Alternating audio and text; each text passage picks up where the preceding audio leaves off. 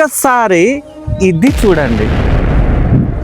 దీనికోసము ప్రజాప్రతినిధులు మాట్లాడాలి, మీడియా వాళ్ళు మాట్లాడాలి, ప్రతి ఒక్కరూ వాయిస్ రేస్ చేయాలి.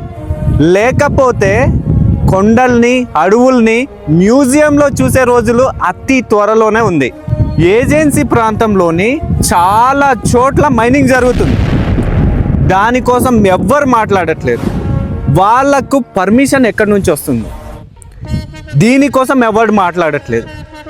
మైనింగ్ జరుగుతున్నప్పటికీ దీనికి అడ్డుకోవడానికి ఎవ్వరు రావట్లేదు. ఏజెన్సీ ప్రాంతంలోని మైనింగ్ చేయాలి అంటే government of India, central government నుంచి పర్మిషన్స్ తీసుకొని రావాలి.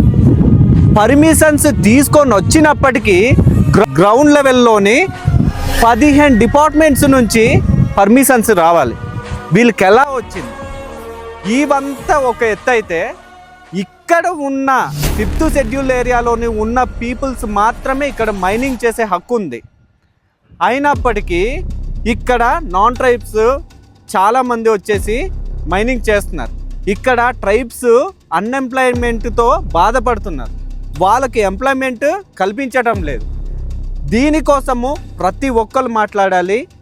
దీనికోసం మాట్లాడకపోతే పీపుల్ని కాపాడుకోలేకపోతే రాబోయే రోజుల్లో మనం డెఫినెట్లీ ఒక మ్యూజియంలోని అడవుల్ని చూస్తాం, కొండల్ని చూస్తాం. రోజుల్లో మనం ఒక చెట్టును చూడలేము, ఒక అడవిని చూడలేము. దయచేసి ఫ్రెండ్స్, ఇది ఉన్నత అధికారులకి చేరేలా ప్రతి ఒక్కరు షేర్ చేయండి.